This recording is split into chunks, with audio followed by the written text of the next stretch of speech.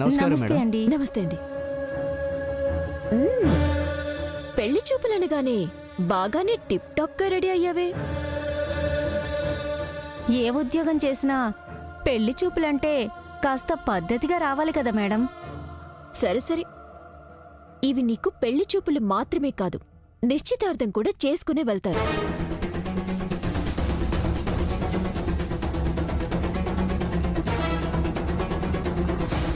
రాజు తలుచుకుంటే దెబ్బలకు కొదవా అన్నట్టు మావోడు పనిచేసే కంపెనీకి ఓనర్ మీరే కదా మేడం.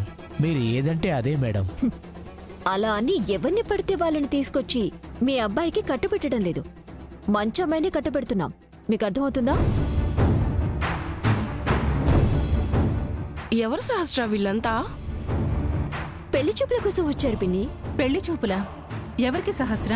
ఇంకెవరికి? లక్ష్మికత్తయ్య, లక్ష్మికత్తయ్య, లక్ష్మికత్తయ్య.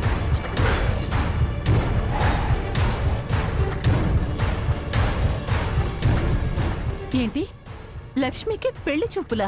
అవునత్తయ్య, ఈ అబ్బాయి నాన్న కంపెనీలోని వాచ్మెన్ గా పనిచేస్తున్నాడు. నెలకి 16,000 రూపాయల శాలరీ కూడా వస్తుంది.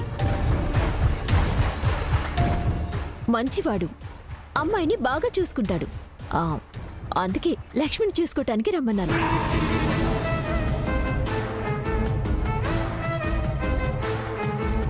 నన్ను పెళ్లి చేసుకున్న వ్యక్తి నిజంగానే గొప్పవాడు.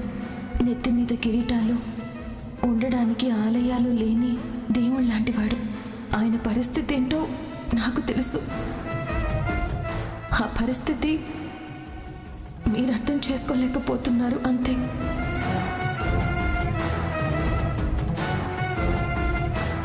అత్తయ్య, అత్తయ్య,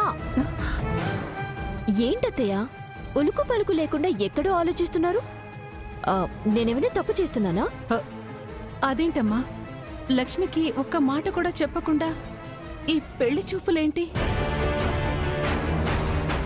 లక్ష్మికి చెప్తే ఏంటి, చెప్పకపోతే ఏంటి? ఎప్పుడో ఒకప్పుడు తను కూడా పెళ్లి చేసుకోవాలి కదా. తను కూడా ఒక కుటుంబానికి వెళ్ళి కాపురం చేయాలి కదా. అయినా ఇంత హఠాత్తుగా ఇవన్నీ ఏంటి సహస్ర? అదేంటత్తయ్య గారు, నేను లక్ష్మి మంచి కోసమే కదా ఇవన్నీ చేస్తున్నాను. పాపం దిక్కుమొక్కు లేకుండా మన ఇంట్లో పడుంది. అందరూ అనే మాటలు పడుతోంది. భవిష్యత్ ఏంటో తెలియకుండా బతుకుతోంది. అలాంటి అమ్మాయికి ఒక దారి చూపించాలనుకున్నాను. అందుకే వీళ్ళని రమ్మన్నాను. అది కాదు సహస్ర. ఏంటి యమునా, ఇప్పుడు సహస్ర చేయకూడని పనేదో చేస్తున్నట్టు అన్ని దీర్ఘాలు తీస్తున్నావు? లక్ష్మికి మంచి చేయాలని, ఒక మంచి దారి చూపించాలనే కదా నువ్వు విహారీ కూడా అనుకునేది. ఇప్పుడు మీ బాధ్యతని సహస్ర కూడా పంచుకుంటోంది. దానికి సంతోషించకుండా వాదిస్తావేంటి? సహస్ర, నువ్వు వెళ్ళి లక్ష్మిని తీసుకురా. అలాగేమ్మా. మీరు నాతో రండి.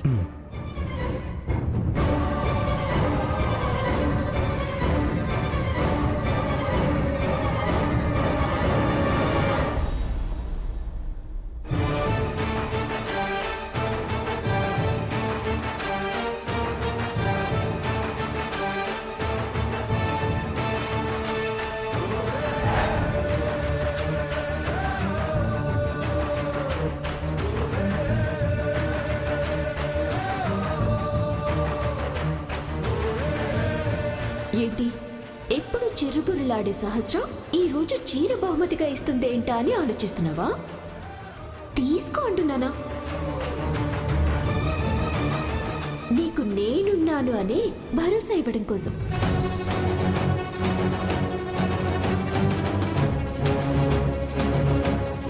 సహస్రమ్మ గారిలో హఠాత్తుగా ఈ మార్పు ఏంటి? ఎందుకు నాతో ఇంత మంచిగా మాట్లాడుతున్నారు? ఎందుకు నాకు ఇంత మంచి చీర బహుమతిగా ఇచ్చారు? అందులోనూ ఇప్పుడే కట్టుకోమని ఎందుకింత కంగారు పెట్టారు? లక్ష్మి చీర కట్టేసుకుని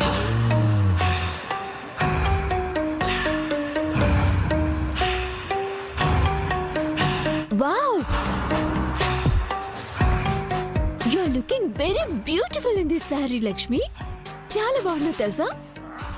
నేనిలా చూసిన ఏ మగాడైనా వెంటనే నీ మెళ్ళ తాళి కట్టేస్తానంటాడు. నువ్వు చీర కట్టుకున్నావు బానే ఉంది, కానీ దానికి తగ్గట్టుగా మేకప్ కూడా వేసుకోవాలి కదా. అది కూడా నేనే చెప్పాలి లక్ష్మి. నువ్వు ముందు కూర్చో, రా, నేను నిన్ను రెడీ చేస్తాను. కూర్చో.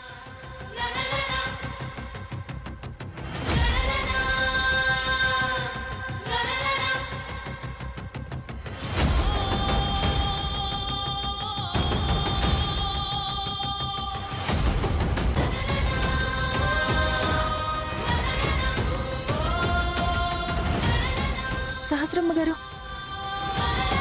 ఇదంతా ఎందుకో నాకు అర్థం కావడం లేదు. నేను చెప్తాను కదా లక్ష్మి, ముందు నువ్వు సైలెంట్గా కూర్చో.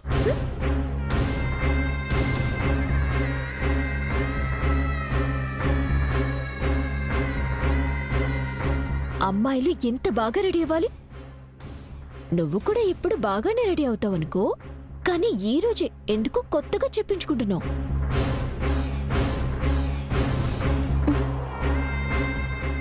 ఇప్పటికైనా చెప్పండి అమ్మా, ఎందుకు ఇదంతా? నీకు కారణం తెలియాలి అంతే కదా? సరే చెప్తానుండు. అనగనగా ఒక అడవుంది. ఆ అడవిలో చాలా పక్షులున్నాయి. అనుకోకుండా ఆ అడవిలోకి ఎక్కడ్నుంచో ఒక ఒంటరి పక్షి వచ్చి పడింది. అడవి, అందులో ఉన్న పక్షులు అన్నీ తనకి కొత్తగా కనిపిస్తున్నాయి. ఎవ్వరూ తనని పలకరించటం లేదు, ఎవ్వరూ తనతో ప్రేమగాను మాట్లాడటం లేదు. దాంతో జంటగా ఉన్న మిగిలిన పక్షులన్నింటినీ చూసి ఈ ఒంటరి పక్షి చాలా బాధపడుతూ కూర్చుంది. ఆ ఒంటరిగా ఉన్న పక్షిని చూసి అడవి చాలా జాలిపడింది. అయ్యో పాపం, అన్ని పక్షులకి జంటలున్నాయి, ఈ ఒంటరి పక్షికి మాత్రం ఎవ్వరూ లేరే అని జాలిపడి ఆ ఒంటరి పక్షికి కూడా ఒక జంట పక్షిని పంపించింది ఆ అడవి. అప్పట్నుండి జంటగా వచ్చిన ఆ పక్షితో ఈ ఒంటరి పక్షి స్నేహం చేసి హాయిగా అడవిలో తిరుగుతూ జీవించడం మొదలుపెట్టింది. కథలా ఉంది?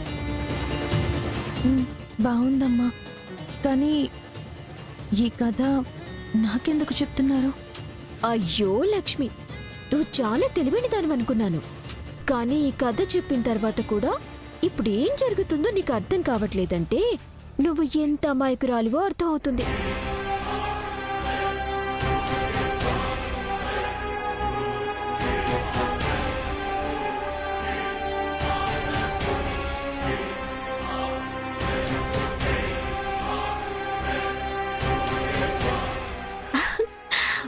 వావ్! మేకప్ వేసిన తర్వాత అందానికి ఇంకా మెరుగులు దిద్దినట్టుగా ఉంది. సహస్రమ్మ, మీ మాటలకి అర్థాలు నాకు తెలియడం లేదు.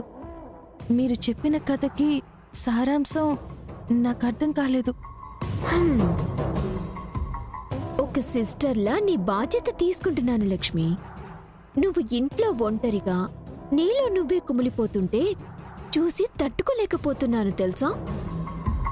అందుకే నీ భవిష్యత్తు కోసం ఒక మంచి దారి వేయబోతున్నాను. నీ మంచి కోసం నీ జీవితాన్ని చక్కగా తీర్చిదిద్దబోతున్నాను. ఇప్పటికైనా అర్థమైందా? సహస్రమ్మ, అది నీకింకా అర్థం కాలేదని నాకు అర్థమైంది. సరే పద, నువ్వు ముందు కిందికి వెళ్తే అన్నీ నీకే అర్థమవుతాయి. రా రా లక్ష్మి. పద.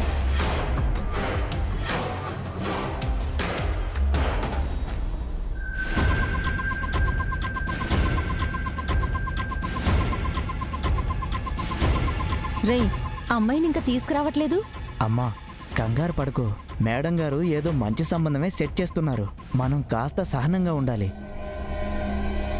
మీరేం కంగారు పడకండి. మా సహస్ర వెళ్ళింది కదా, తీసుకొస్తుంది.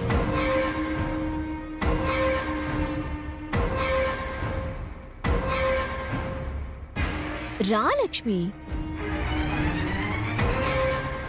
అదిగో వస్తున్నారు.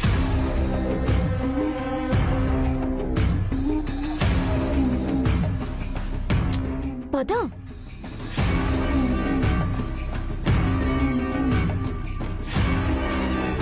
పిన్ని నువ్వు వెళ్ళి అందరికీ కాఫీలు తీసుకురాపో. సరే. లక్ష్మి నువ్వు కూర్చో. ఏం కాదు చెప్తున్నాను కదా, కూర్చో. రా కూర్చో.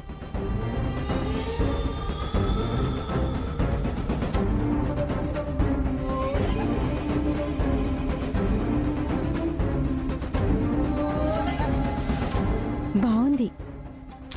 కంగారు పడుకు లక్ష్మి, వీళ్ళందరూ మనకి బాగా తెలిసిన వాళ్ళే. బాగా ఎంక్వైరీ చేశాను కూడా.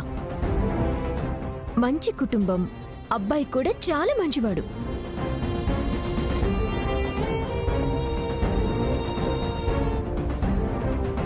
వీళ్ళ గురించి నాకెందుకు చెప్తున్నారమ్మా? భలే దానివే లక్ష్మి నువ్వు. పెళ్లి చేసుకుపోయేదానివి పెళ్లి కొడుకు కుటుంబం గురించి నీకు తెలియకపోతే ఎలా? నీకు తెలియకపోతే ఎలా? నీకు తెలియకపోతే ఎలా?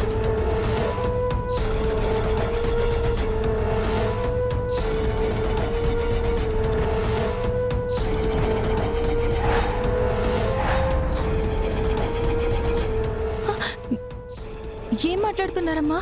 నీకు పెళ్లి చూపులు అరేంజ్ చేశాం లక్ష్మి. పెళ్లి చూపులు అరేంజ్ చేశాం లక్ష్మి. చూపులు అరేంజ్ చేశాం లక్ష్మి.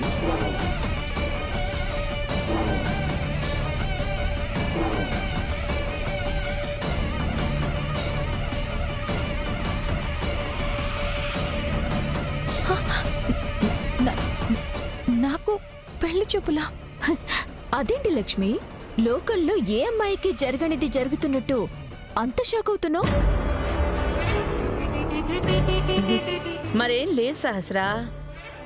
గాలికి ఎగిరొచ్చిన చిత్తు కాగితంలో వచ్చి ఈ ఇంట్లో పడింది. అలాంటి దానికి మనం దగ్గరుండి ఇంత కేర్ తీసుకుంటూ ఇంత మంచి సంబంధం తీసుకొచ్చేసరికి షాక్ అయిపోతున్నట్టుంది. చూడు లక్ష్మి, నువ్వు ఇలా ఒంటరిగా ఉంటూ ఏ దిక్కు ముక్కు లేకుండా అనాథలా బతకటం మాకు నచ్చటం లేదు. అందుకే నీకు కూడా ఒక కుటుంబం ఉండాలని, నువ్వు కూడా సంతోషంగా బతకాలని నేను ఈ అరేంజ్మెంట్స్ చేశాను.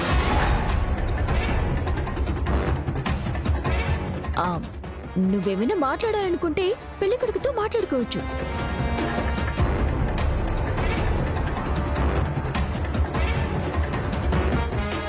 లక్ష్మి గారు, నేను సహస్రమ్మ గారి కంపెనీలో వాచ్మెన్గా ఉద్యోగం చేస్తున్నాను. నాకు నెలకి 16,000 రూపాయల జీతం. బాలానగర్లో ఒక అద్దెంట్లో ఉంటున్నాం. పెళ్ళయ్యాక అమ్మ, నాన్న, మీరు, నేను మనందరం ఒకే ఇంట్లో సంతోషంగా ఉండొచ్చు. సార్, మీటింగ్ కోసం అన్నీ రెడీ చేసి పెట్టాం. ఇక మీరు రావచ్చు. నేను కూడా వస్తున్నా.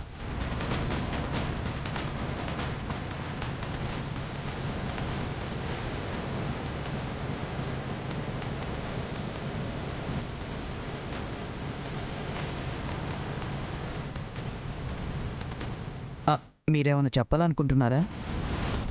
పర్వాలేదు, చెప్పండి. లక్ష్మి, మొహమాట పడకు. అబ్బాయిని చూడు, ఎంత చురుగ్గా ఉన్నాడో, ఎంత యాక్టివ్గా నీతో మాట్లాడుతున్నాడో. మీ ఇద్దరిని చూస్తూ ఉంటే తనే నీకు సరైన జోడి అనిపిస్తోంది. సరైన జోడి అనిపిస్తోంది. సరైన జోడి అనిపిస్తోంది. మాట్లాడు లక్ష్మి. లక్ష్మి మాట్లాడు. సర్లే, తర్వాత మాట్లాడుతూ గాని నీ కాబోయే ఆయనకి, అత్తమావలకి కాఫీ ఇవ్వు. తీసుకో లక్ష్మి, ఏం ఆలోచిస్తున్నావు? తీసుకో.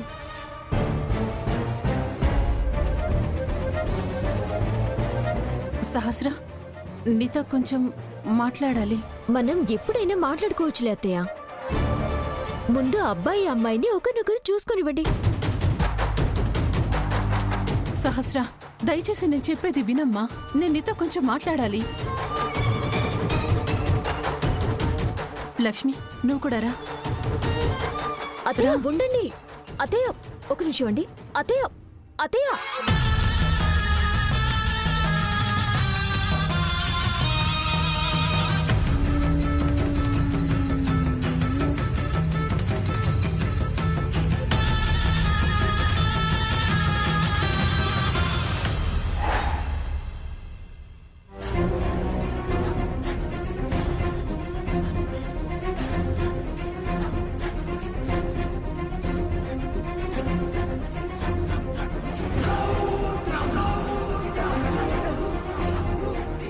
అమ్మ సహస్ర, లక్ష్మికి నువ్వు పెళ్లి చెయ్యాలనుకోవడంలో సదుద్దేశమే ఉండొచ్చు. కానీ ఉన్న పళంగా పెళ్ళంటే లక్ష్మికి కూడా అది ఇష్టం అవ్వాలి కదా. ఇష్టమేంటత్తయ్య? లక్ష్మి ఒంటరిగా ఉంది, తనకంటూ ఎవరూ లేరు. ఏదో ఒకరోజు పెళ్లి చేసుకోవాలిగా. ఏదో రోజు ఎవరో ఒకరితో జీవించటం మొదలు పెట్టాలి కదా. ఇంకా ఎన్ని రోజులని మన ఇంట్లో ఒంటరిగా ఉంటుంది? అందుకే ఒక మంచి సంబంధం తీసుకొచ్చాను. అమ్మ సహస్ర, పెళ్ళనేది మనం దగ్గరుండి 3 ముళ్ళు వేయించి 7 అడుగులు వేయిస్తే సరిపోదు.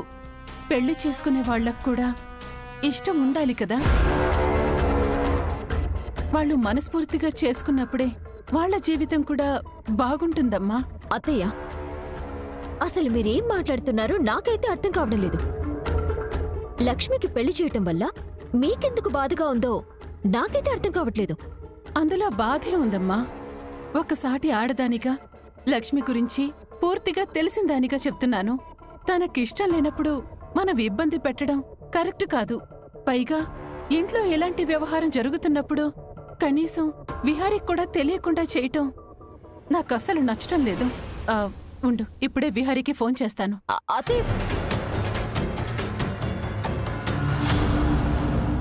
ఇప్పుడు అత్తయ్య గారు బావకి ఫోన్ చేస్తే బాబు కొత్త కొత్త లాజిక్లన్నీ తీస్తాడు. అత్తయ్యలాగే ఆ అమ్మాయికి ఇష్టం లేనప్పుడు పెళ్లి చేయటం ఎందుకని సాగతీస్తాడు. ఇప్పుడెలా?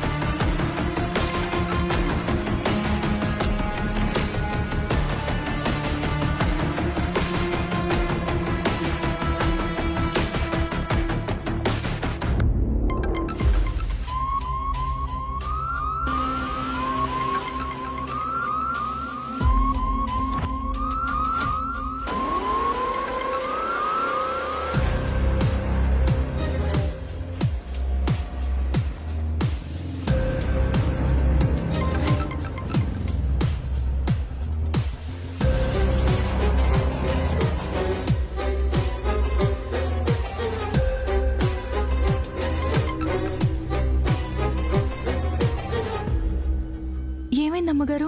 విహారీ ఫోన్ లిఫ్ట్ చేయటం లేదు లక్ష్మి.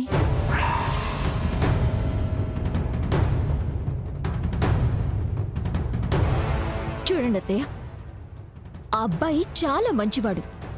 మా నాన్నగారి ఆఫీస్లోనే వాచ్మెన్గా పనిచేస్తున్నాడు. మంచి జీతం వస్తుంది. లక్ష్మిని బాగా చూసుకుంటాడు. ఇంతకన్నా మంచి సంబంధాన్ని లక్ష్మికి మీరైతే తీసుకురాలేరు. చూడమ్మా సహస్ర, మనం ఎంత గొప్ప సంబంధం తీసుకొచ్చామన్నది ముఖ్యం కాదు. చేసుకునే అమ్మాయికి ఆ సంబంధం ఇష్టమా కాదా అనేదే ముఖ్యం.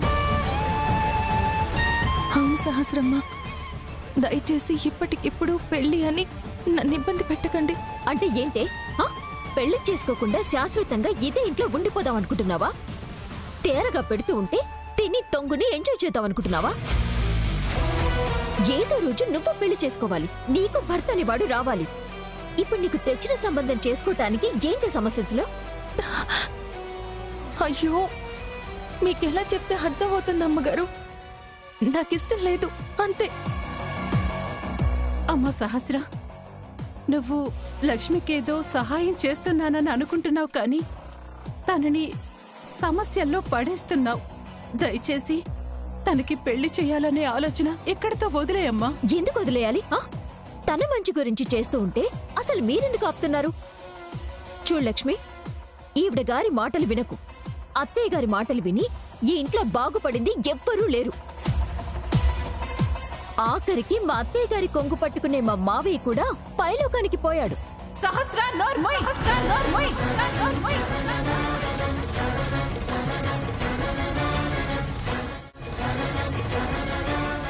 ఏ యమునా, ఏ యమునా!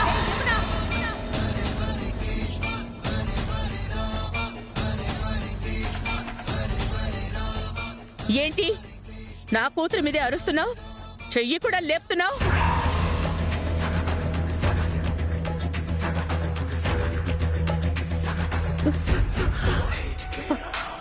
అమ్మ సహస్ర, మాట్లాడే ముందు నోరు కాస్త అదుపులో పెట్టుకుని మాట్లాడితే బాగుంటుంది.